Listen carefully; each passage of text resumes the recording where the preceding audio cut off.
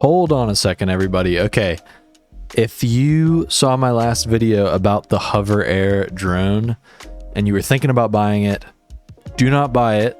Wait until you understand its limitations, because like I said in the last video, and if you haven't watched that, it's a great introduction to this one. I was just doing a first impressions, okay? And I'm still just doing a first impressions. I guess you could call this my second impressions, because this was my second test ride with the Hover Air X1 Pro Max drone. The first ride was good. It was very slow speed in an open area, but it wasn't a real test. There were still some limitations that I wanted to see. For example, high speeds, dense foliage, other issues. What happens if it crashes or, you lose it and you need to find it? I hadn't figured those things out. Well, on my second ride, I did figure those things out. I got to see firsthand what this drone's limitations were.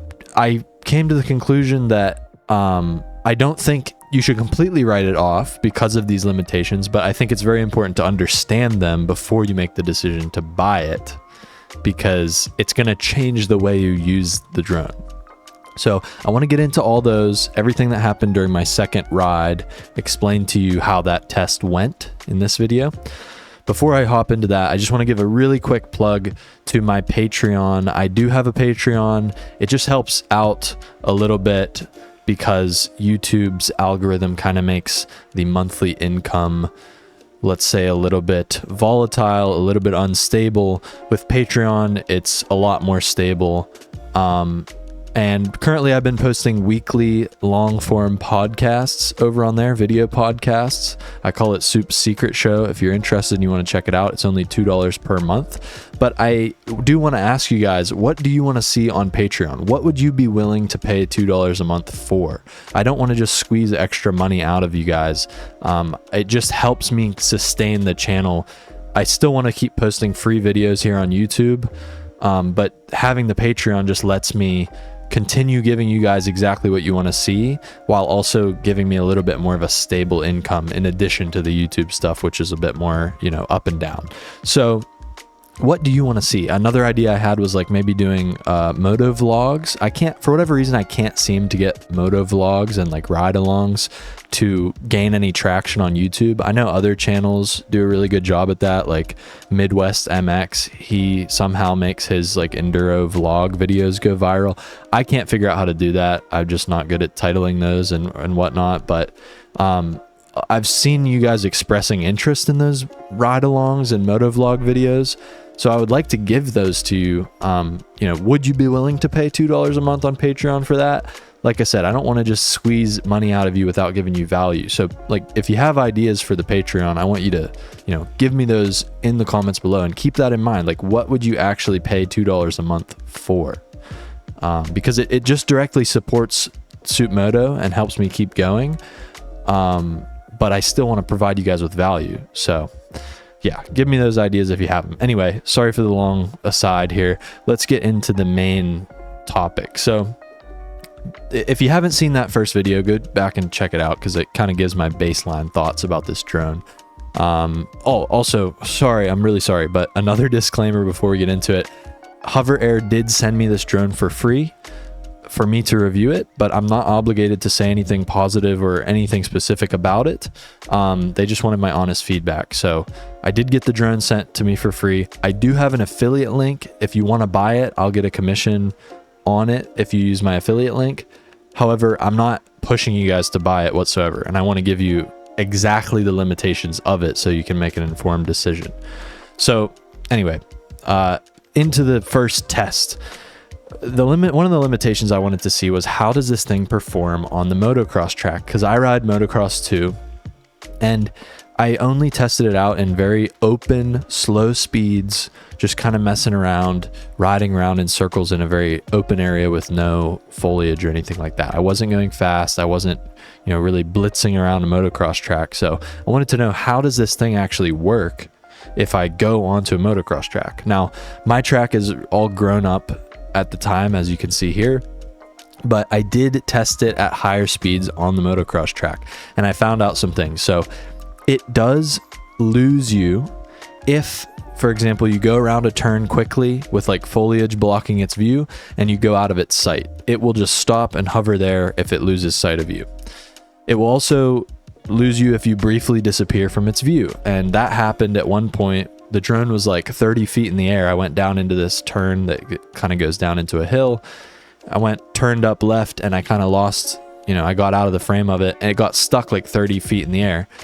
The problem with that is the way that you land the drone and you stop recording is you have to put your hand like 8 inches underneath it. Well, I can't do that if it's 30 feet in the air. I don't have a freaking ladder.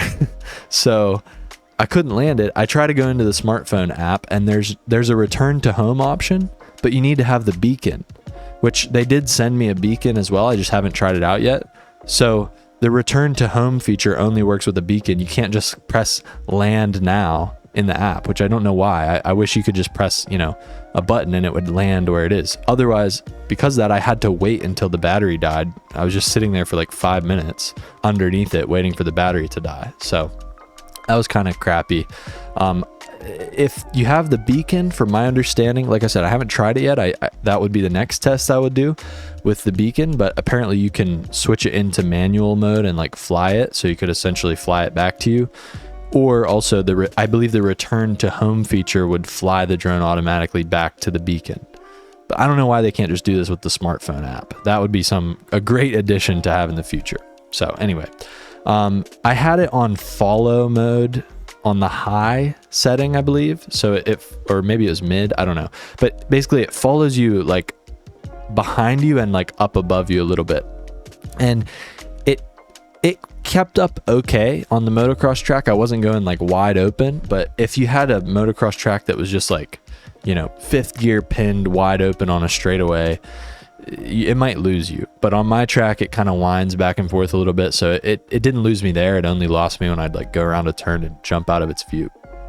I will really want to mention this. I would not take this on a public motocross track.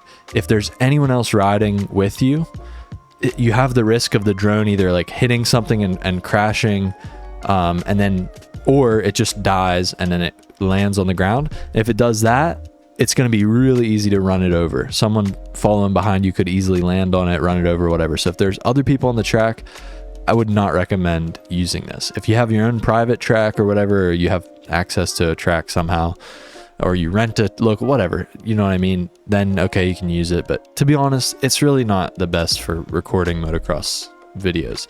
Although, I mean, you see the footage here, like it does okay, but I wouldn't say it's like super reliable. That kind of leads me to my next section. This is another reason where like I was curious as to how it would work out in very tight woods with like dense foliage. I was hoping it would do good, but unfortunately it still runs into that foliage and gets stuck. So either you go through it, basically anything that you have to duck under, it's going to get hung up on. So if you duck under it and ride through it, it either loses sight of you and then, it just hangs out there, or it hits into the branches and then that throws its vision off and it gets stuck there, or it hits into the branches and it crashes, which again, if someone's following behind you, they could easily run it over. So it's not really good if you're like in a convoy. I will say I was in follow mode previously, but then I switched it to the cycling mode, which it's like cycling mode flat. So instead of filming up and behind you, it films behind you, but like at a flat angle, like the same height as you, which did help slightly, not in super dense woods, but in like slightly open pine forests that you see here.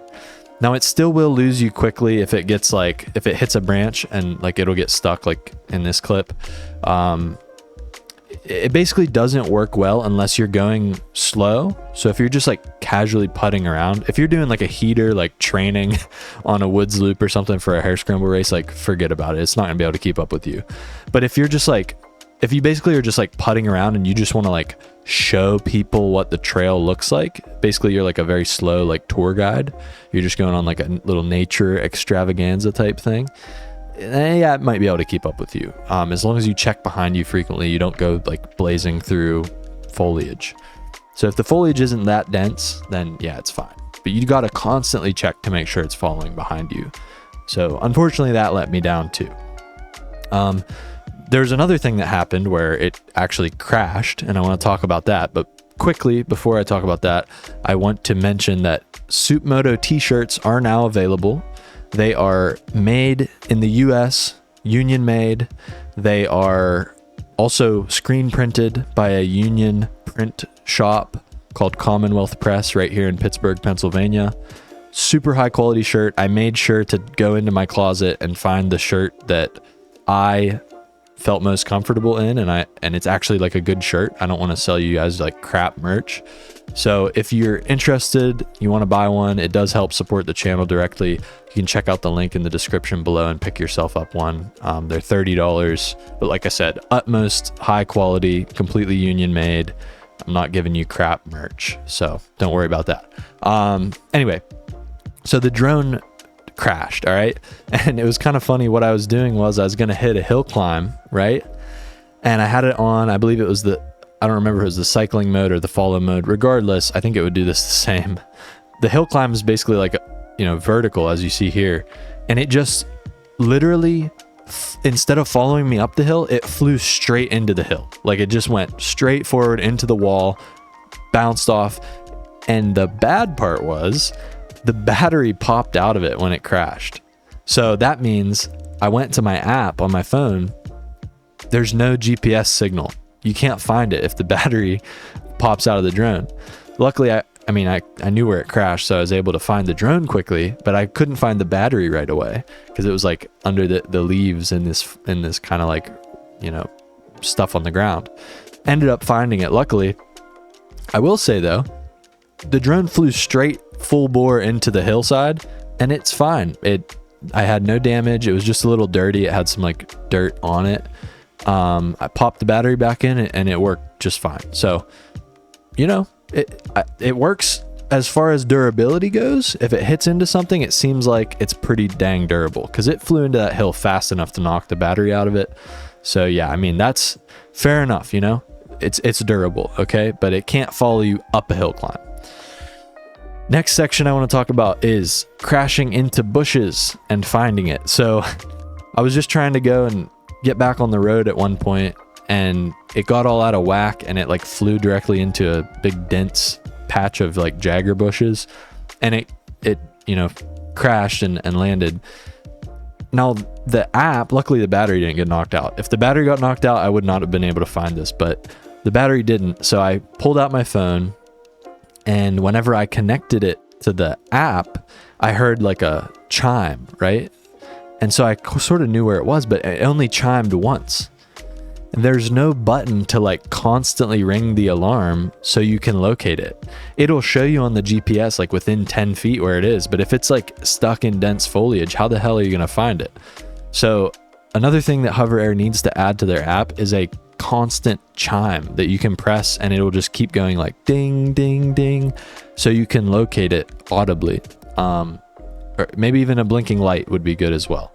So that's a downside. I had to keep like closing the app and then opening the app back up and it would ding, but it would only do it when you open the app up. So yeah, a constant chime would be really good if you crash it. Next thing, high speeds. How does it work on high speeds? So I went down the road. I was trying to test it out at a decently high speed. Unfortunately, I was in cycling mode. Okay.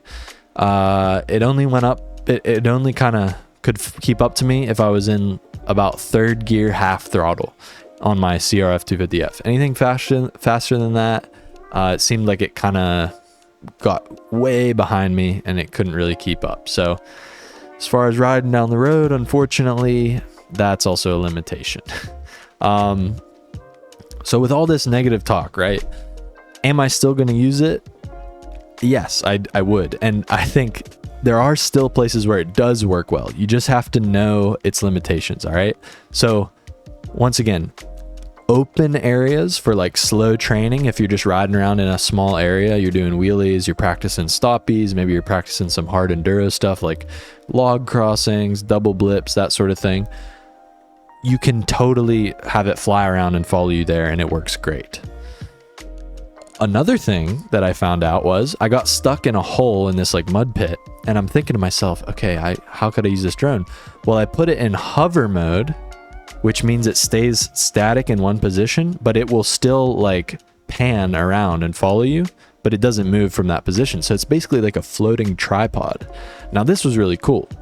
So if you have like a log crossing and you want to get a footage, like some footage of you crossing it, or maybe there's like a small jump or something, you can set it up in a place where it would work good as like a tripod, put it in hover mode and just let it sit there, and it'll film you constantly as you go around and keep hitting this obstacle. So that's a mode where I would definitely continue to use it in the future, because it's still small enough that it fits in my handlebar bag. So I could carry it around, and if I find a cool spot and I want to get like a, I don't know, like an Instagram clip or something, hell yeah, throw that thing up in the air and put it in hover mode and use it like a little tripod. It would totally work for that. Especially if like you don't want to have your buddies stop and pull out their phones and record you and all this crap, you know, or if you're riding alone, you don't have a buddy to film you. Well, here you go. You can send this thing up and it basically does the same thing.